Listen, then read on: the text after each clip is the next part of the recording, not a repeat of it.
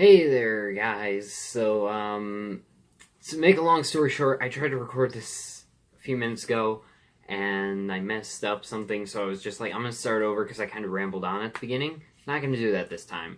Basically, though, I kind of decided to take this past weekend off just because it's the last weekend before school started, so I just pushed all the videos that I had planned to do this weekend back until, during the week, except the Funny Bad review, which we always do on Sundays. But other than that, I pushed everything back, so yeah. Let's continue the Harrison Ford series with Indiana Jones and the Last Crusade. So, Indiana Jones and the Last Crusade picks up after Raiders of the Lost Ark, where Temple of Doom obviously was a prequel to Raiders. So this one picks up after Raiders, and Indiana Jones is on a search for the Holy Grail. He discovers that his father went missing looking for the Holy Grail, and then, yeah, we get this team-up movie involving Indiana Jones and his dad looking for the Holy Grail. I'm gonna start off with the cast. Do I even need to talk about Harrison Ford as Indiana Jones anymore? I described him in Temple of Doom. I described him in Raiders. He's basically the same character as in Raiders in this one, so I don't really need to talk about him, I guess. Sean Connery, though, as Henry Jones Sr., holy crap, was he an amazing addition to the series. Like, I'm so glad that he is a part of this franchise, or was a part of this franchise, because his character adds just a whole new element and layer to the character of Indiana Jones, and he's also just a great character on his own. So, you got this amazing standalone character who also adds so much to the pre-existing character. That's pretty awesome! And Sean Connery is great. He's got a lot of funny moments, he's got a lot of serious moments, he's really good. And this is the first movie we really find out more about Indiana Jones' past. That's one of my favorite scenes in the movie is the opening scene that shows Indiana Jones as a teenager and how he got the scar on his chin and the bullwhip and the hat. And it was a really cool scene. It was a really, really cool scene. And I love that we also find out his name, because up until this point, all we know is that he's Indiana Jones, or Dr. Jones. And then find out he's Henry Jones Jr., which is not as cool of a name as Indiana Jones. Honestly. Like, if these movies were called Henry Jones Jr. and the Raiders of the Lost Ark, that wouldn't be as cool, so... it's funny, like, how they explain where he got the nickname from, how Indy's dad is like, no, the dog was Indiana. And that's where he gets the Indiana from. So that, it's cool. It's funny. It adds, like, a lot to the character, in my opinion. It adds a lot to the character, because before he was more of just an icon. He was just Indiana Jones, suave adventurer. And this movie made him feel more real, because it's like, oh, that's his dad. He got his nickname from the dog.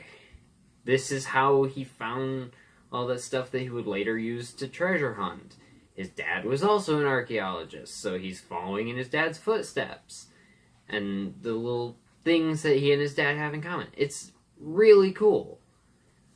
This is my absolute favorite Indiana Jones film, followed pretty closely by Raiders, then Temple of Doom, and then Crystal Skull, which I don't hate.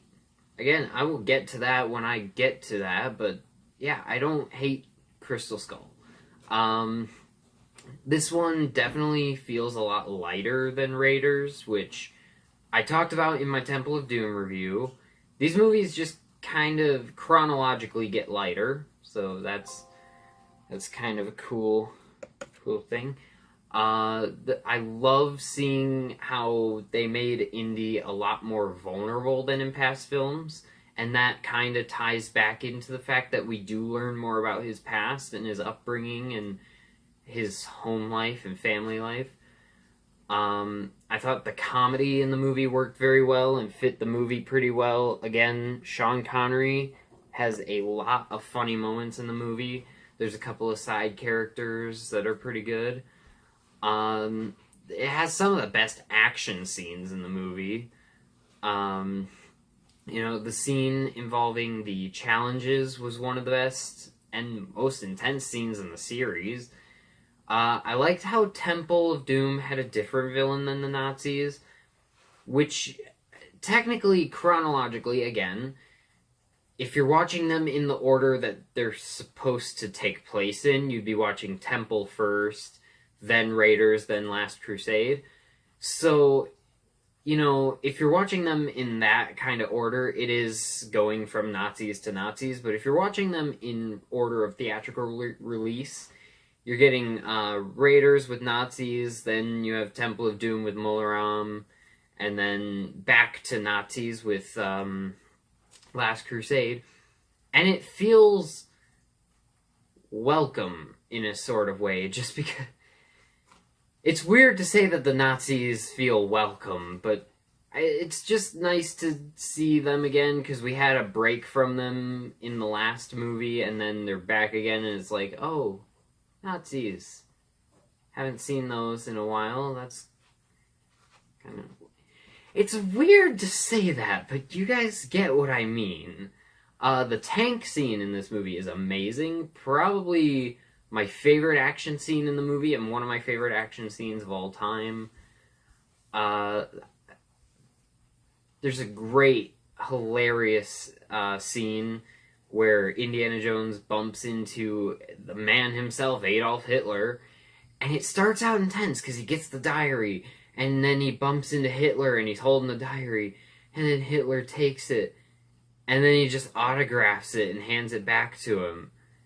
And it ends up being really comedic, and it worked very well, because it starts out intense, because you're like, oh, did he just get found out?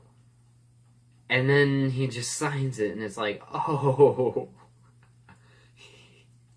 He thinks he wanted an autograph. It works really well.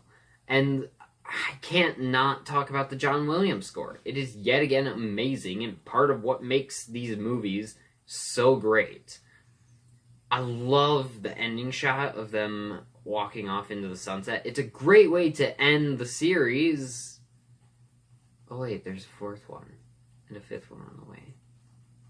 Never mind. It's a great way to end the trilogy, I guess. If you're one of those purists that doesn't like to consider Crystal Skull a part of the Indiana Jones canon, then yeah, it's a great way to end the series. If your Indiana Jones idealistically ends with Last Crusade, then yeah, great fitting ending to the series. But if you're like me and you don't hate Crystal Skull and you enjoy it enough, then yeah, it is kind of...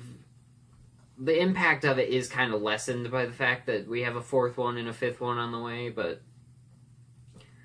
I mean, what are you really gonna do? It's Hollywood. They just keep making sequels and stuff. It's better that they are still trying to make it with the original people rather than just trying to do a reboot. So, yeah. Again, this is my favorite Indiana Jones movie, and definitely in my list of favorite movies of all time. Probably in the top 10. I don't know. I haven't actually really sat down and took the time to make a definitive list of my favorite movies of all time, so... I mean, it could very well be in the top 10. I would probably end up putting it in the top 10 if I did take the time to make the list, but, yeah. Obviously, I'm going to give Indiana Jones and the Temple of Doom an A+. Thank you guys for watching this video. Let me know in the comments what you think of Indiana Jones and the Last Crusade if you've seen it. If you haven't seen it, definitely watch it. Watch the Indiana Jones movies. I would even say watch Crystal Skull. Because, there are some people that do like it. There are some people that hate it.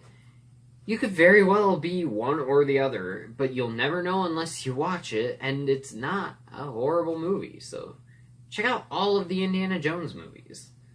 They're all pretty good, and they all have something really good to offer to the series. But anyways, check out the link in the description to our Patreon page, make a contribution if you would like, and thanks for watching.